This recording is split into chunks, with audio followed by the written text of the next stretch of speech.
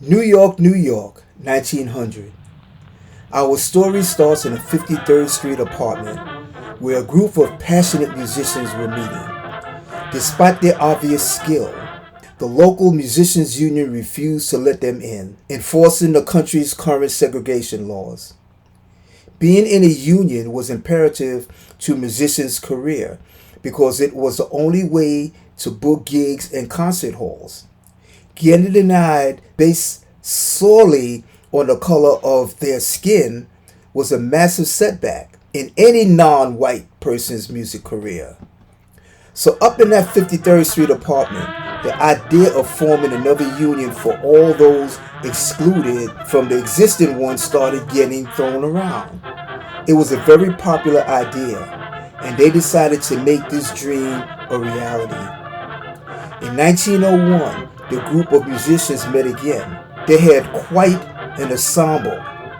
William Wiggins, John Diaz, and Pastor Penalva on violin, Henry Austin, Jap Foster on trumpet, Robert Francis Dungy on clarinet, Louis Bigger White, and John Pesci on cello, John Montgomery on drums, William Day on trombone, Gladstone Marshall on piano, and William Anthony Riker on bass.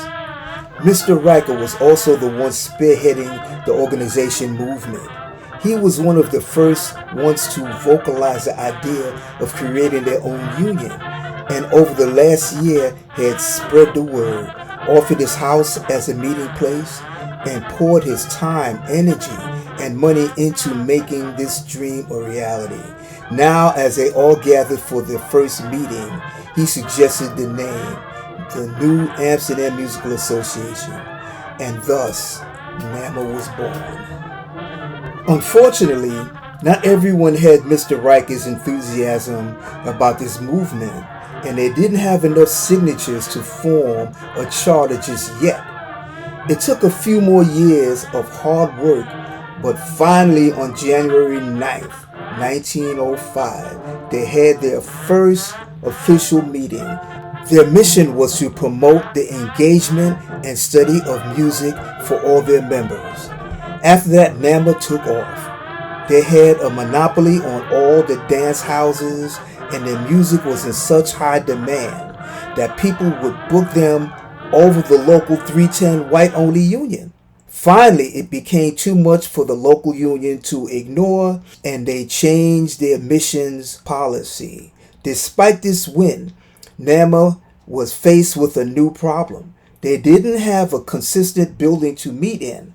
Over the years, they moved from 53rd Street to 59th Street to 33rd Street, Mr. Riker's apartment, to 133rd to 136th. Finally, in 1922, with the Harlem Renaissance in full swing, they purchased a brownstone on 107 West 130th Street, where they still operate today.